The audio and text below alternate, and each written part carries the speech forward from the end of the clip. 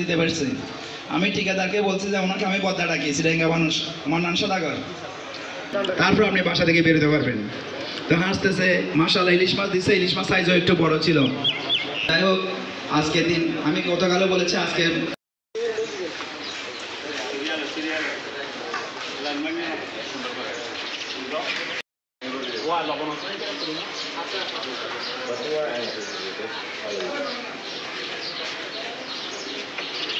চান তাহলে বলতে পারেন। আগে সবার আগে প্রকাশকে বলি, প্রকাশ একটু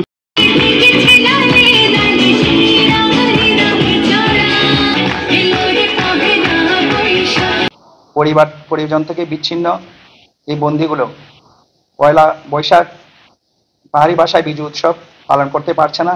সেই দৃষ্টিকোণ থেকে উদ্বোধন কর্তৃপক্ষের নির্দেশনা মোতাবেক আমরা তাদের জন্য ক্ষুদ্র পরিসরে সাংস্কৃতিক অনুষ্ঠান এবং পিঠা উৎসবের আয়োজন করেছি, তারা বাইরে যে উৎসবমুখর পরিবেশে থেকে আনন্দ উপভোগ করতে পারত সেটা যেন কারাগার থেকে উপভোগ করতে পারে।